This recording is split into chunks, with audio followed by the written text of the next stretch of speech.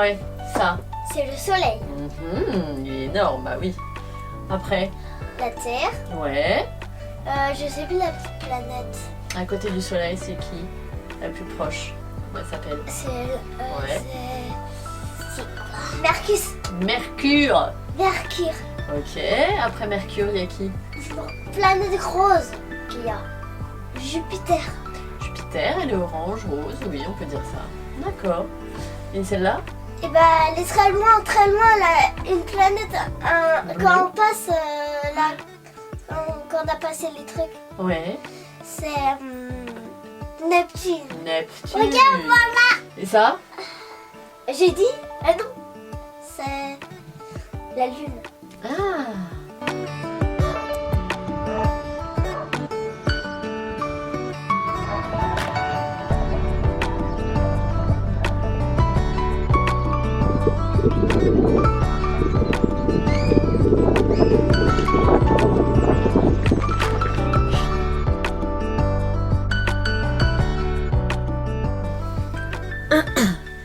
Salut tout le monde, j'espère que vous allez bien, voilà.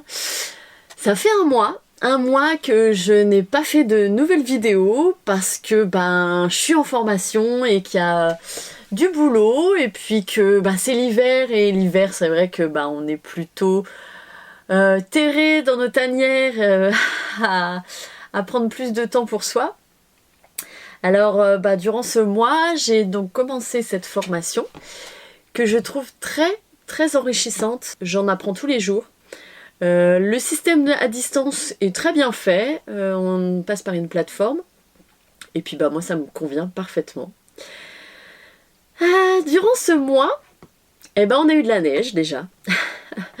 Les filles ont pu s'amuser avec la neige qu'on n'avait pas vue depuis notre départ parce que janvier 2020, on était dans les Alpes et on avait vu de la neige mais on s'était pas forcément arrêté. Donc là on a profité de la neige, c'était très marrant, on a fait bonhomme de neige. Et aussi nous avons eu en même temps le même jour où il y a eu beaucoup de neige, la visite d'une famille qu'on avait rencontrée en voyage, les Tamzing. Et ça nous a fait super plaisir. Ils étaient par là en Bretagne et ils ont passé une journée avec nous. C'était vraiment sympa. Sinon, j'ai planté mes derniers arbres dans le terrain. J'ai planté, les 2 derniers, c'était des abricotiers. Je vais arrêter là pour cette année.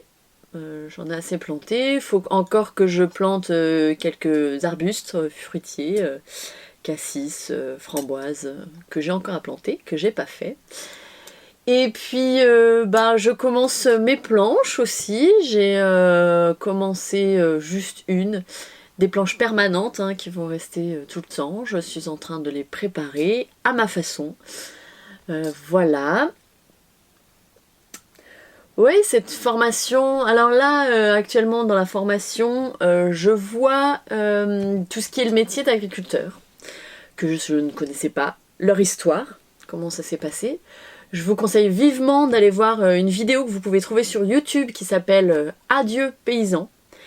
Elle m'a vraiment bouleversée cette vidéo, je l'ai partagée sur ma page Facebook Famille Gazelle et mon Instagram Vivre l'instant Gazelle. Je suis en train de voir ça et j'ai un autre bloc, ça s'appelle des blocs, où j'apprends à analyser mon sol et à fertiliser mon sol. Alors justement dans cette vidéo, je vais partager avec vous l'analyse de mon sol que je vais effectuer maintenant parce que le sol est bien mou et on va avoir des beaux jours devant soi.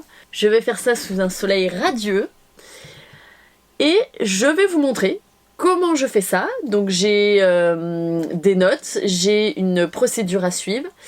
Et je vais vous partager ça parce que je trouve ça vraiment super intéressant. Si vous souhaitez vous aussi analyser une zone de votre terrain pour voir sa structure, sa texture, comment elle est au niveau de l'argile, du limon, si elle est sableuse. Ça peut être super intéressant. Et ouais, voilà. Je vais vous montrer tout ça en images. Vous allez me suivre. Allez, c'est parti!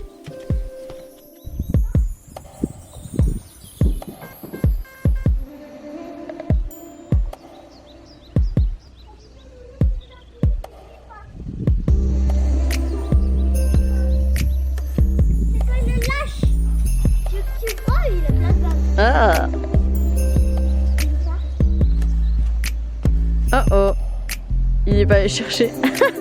Va chercher. Ah zut, tu t'es fait eu. Va.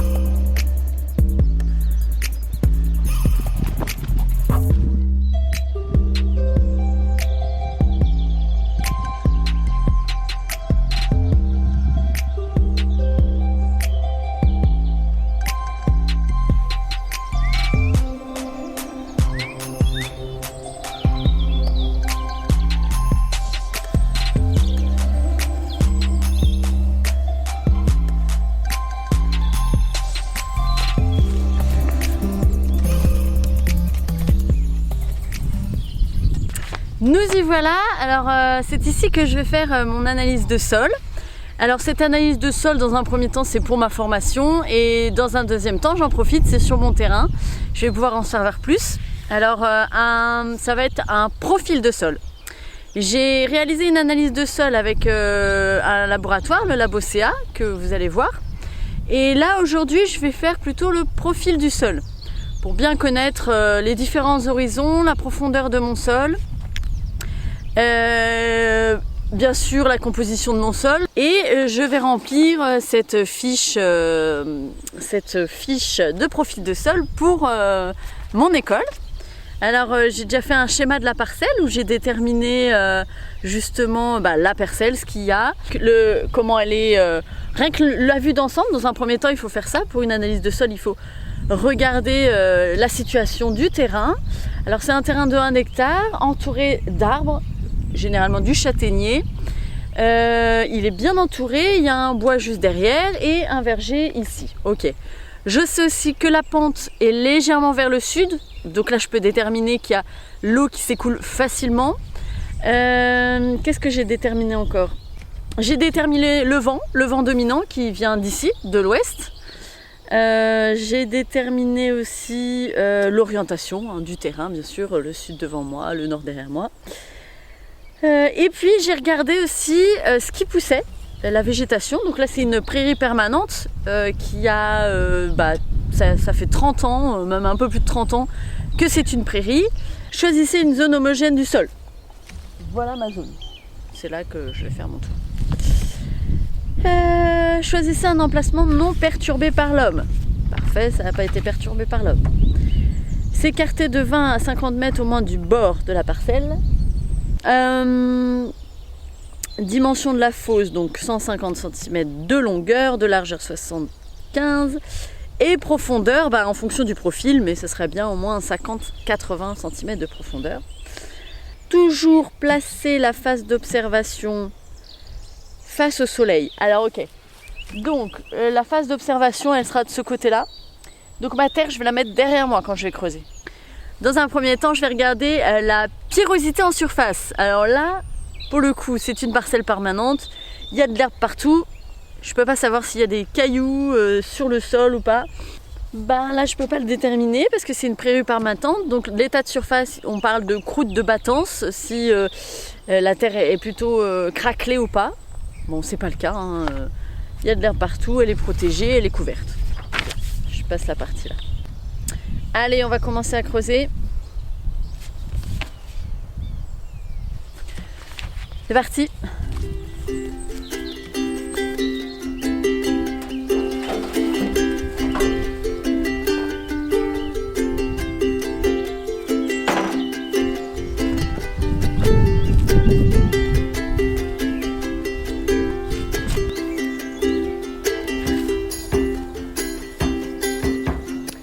Une autre indication, jamais marcher à l'endroit où on va étudier le sol. Parce que rien que marcher dessus, ça peut le tasser un peu. Donc je vais éviter de marcher sur toute cette zone.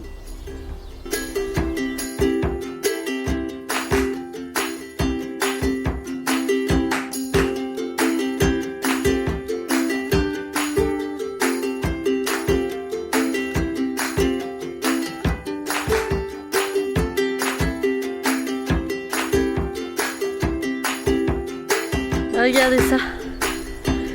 Comment le machin, il est hyper long.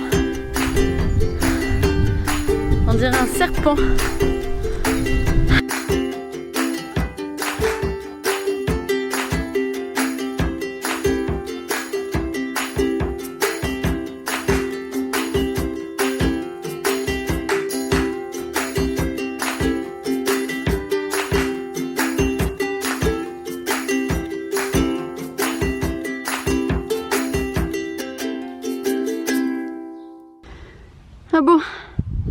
Je viens de terminer mon trou. C'est sportif. Donc, j'arrive à la roche.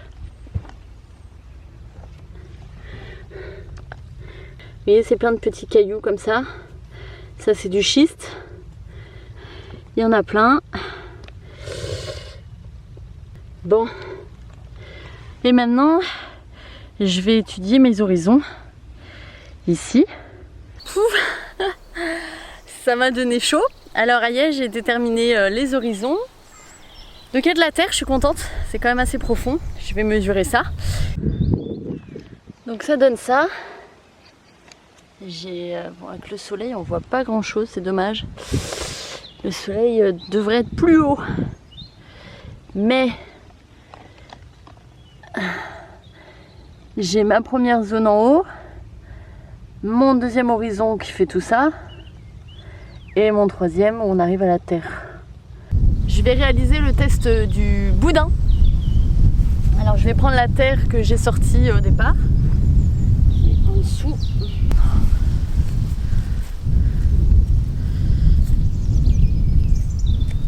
Il m'aurait fallu un peu d'eau. Zut, j'ai pas pensé à l'eau.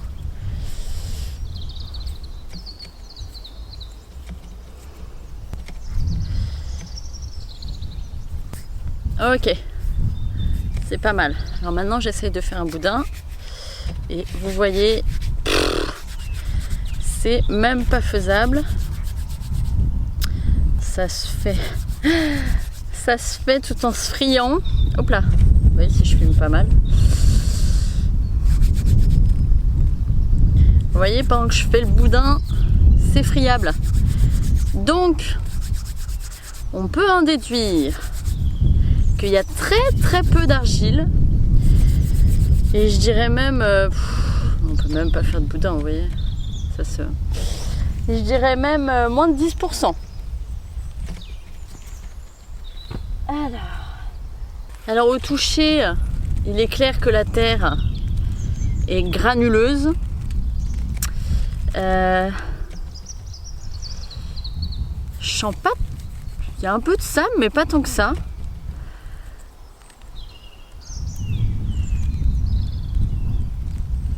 Ouais, il n'y a pas tant que ça de sable. Hein. C'est clair que c'est très limoneux. Ah ouais. C'est même savonneux, tu vois. Ouais, c'est savonneux, la terre. Ok. La couleur du sol. Alors, la couleur du sol, sur ma première horizon, la couleur du sol est foncée. Sur mon deuxième horizon, ma couleur du sol est plus claire. Et puis le dernier horizon c'est du caillou, de la roche.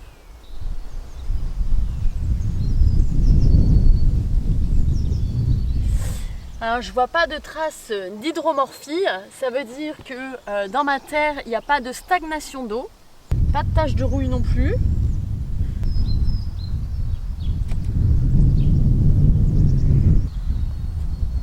Donc pour moi, le terrain est drainé naturellement. Donc c'est un très bon signe. Alors le test du couteau maintenant pour estimer la compacité des horizons. Alors pour ça il faut le couteau. Alors le premier horizon.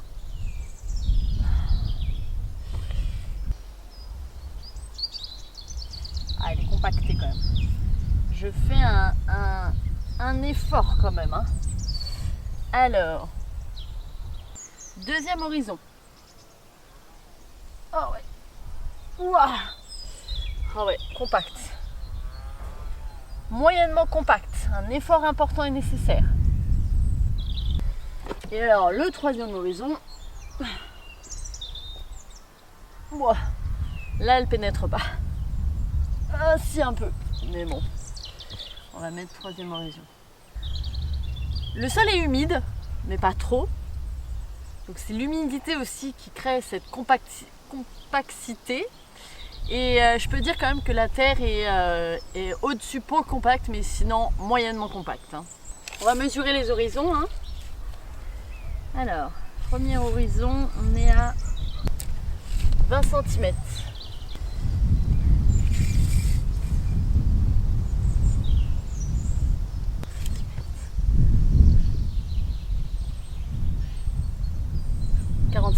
De profondeur, et avant d'arriver à la roche-mère, on a 60 cm.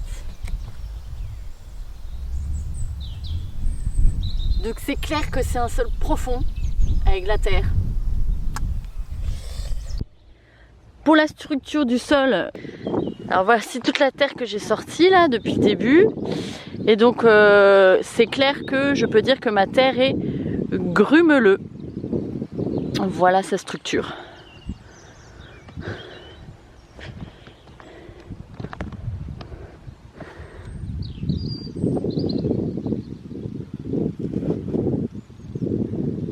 Alors au niveau des galeries pour les vers de terre, on a des grosses galeries pour vous montrer.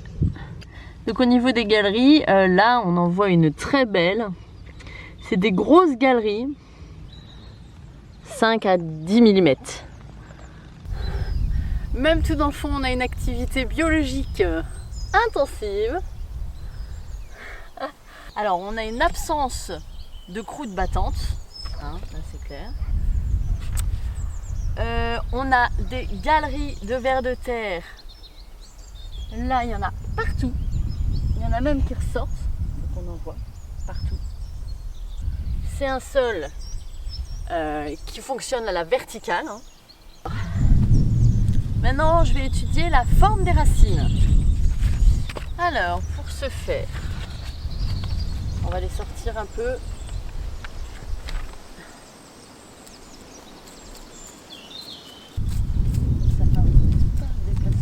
C'est des racines velues à racines en arête de poisson. Donc, on peut dire qu'on est en zone tassée, vu la forme des racines, qui sont plutôt en arête de poisson et en velu. Alors après, la densité des racines. Donc dans le premier horizon, il y en a beaucoup. Le deuxième horizon, donc 5 à 10.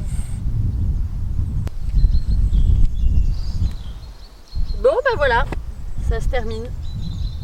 Alors je suis très contente parce que malgré que mon sol est compact, je trouve qu'il est assez compact, il y a peu de cailloux, il n'y en a vraiment pas sur les premiers horizons. Les premiers cailloux qu'on a, donc c'est la roche-mère, c'est le schiste. Il y a de la vie microbienne partout, j'ai vu des vers de terre, j'ai vu des larves, j'ai vu, je ne sais plus comment ça s'appelle, des petites bêtes noires. J'ai vu plein de choses, donc ça c'est cool aussi. Mon sol est donc limoneux, un peu argileux, mais plus limoneux, donc c'est bien pour le drainage de l'eau. Voilà, je vais faire ma petite conclusion. Donc je vais faire ça posément, remplir mes petites questions que j'ai à remplir. Voilà, j'espère que ça vous a plu cette analyse de sol. Alors bien sûr, on n'oublie pas de reboucher le trou. Hein. Et alors pour reboucher le trou, toujours commencer par la terre qu'on a mis en dernier. Et finir par la terre qu'on a mis en premier sur le tas.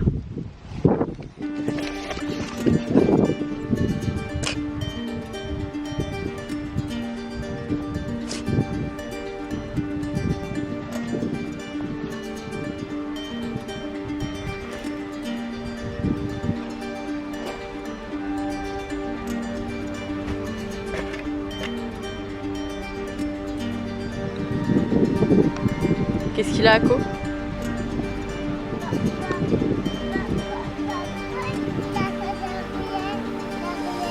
Tiens, il veut que tu lui fasses un câlin. Tu lui fais un câlin?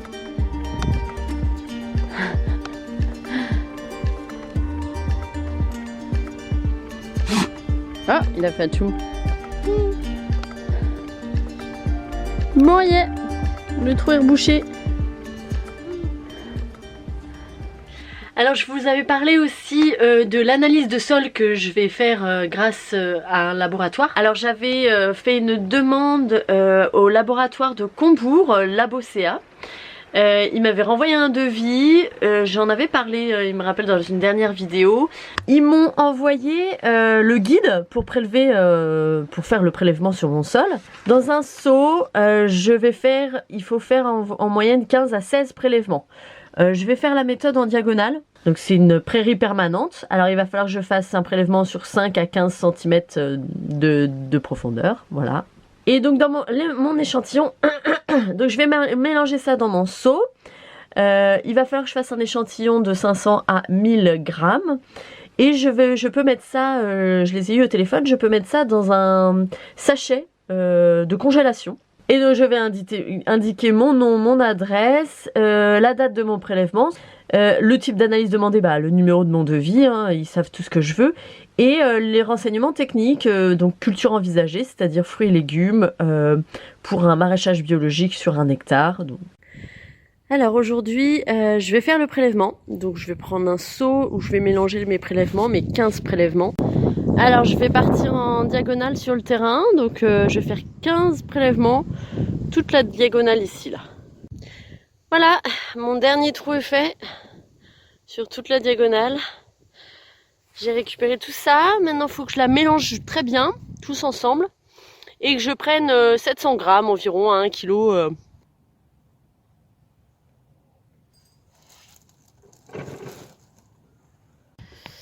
Voilà, là j'ai 900 grammes, presque 1 kg, donc c'est pas énorme, mais c'est bon, j'ai mon prélèvement.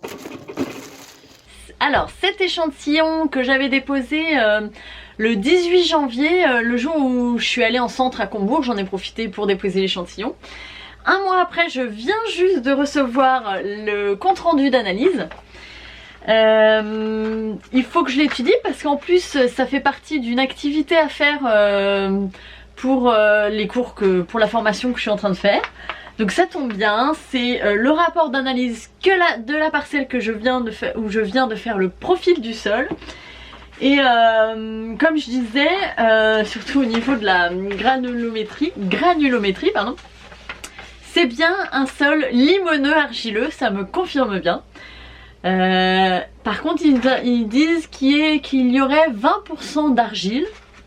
Alors moi avec le boudin que je vous ai montré, je déduisais qu'il y avait moins de 10%. Bon, il y aurait 20%. Et bien sûr que le sol est surtout limoneux et c'est du limon fin. Je peux pas vous faire une analyse pour l'instant de ce rapport parce que j'en suis incapable. Non, parce que j'ai appris, j'ai des notions. Mais je vais le faire de mon côté et je suis vraiment contente d'avoir les résultats.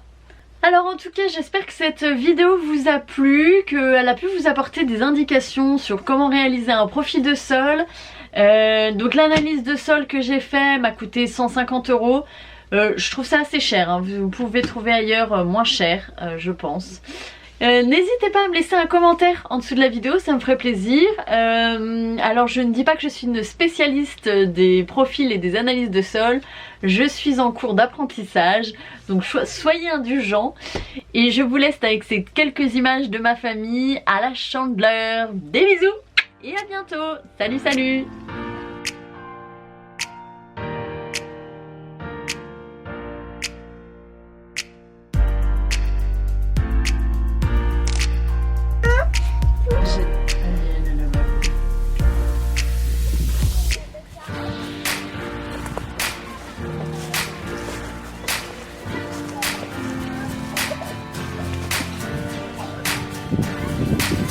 C'est la boue, tu vas en avoir plein à tes bottes parce qu'il a beaucoup plu donc la terre est colle aux bottes. Mais t'as quoi sur le visage toi? Du maquillage. Du maquillage? Ah. Et t'as quoi sur la bouche? T'as pas mangé du chocolat toi par hasard? Bah la crêpe au chocolat. Ah oui. Qu'est-ce qu'il fait Ako? Il a trouvé quoi lui? Ah oui. J'ai trouvé. Vas-y c'est parti, fais une expérience. Ah bah je ne sais pas, je l'ai pas fait.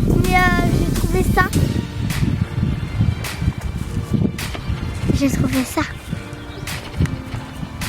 Je ne sais pas si c'est ou la crinière de cheval ou quelque chose d'autre, un animal un petit peu plus grand.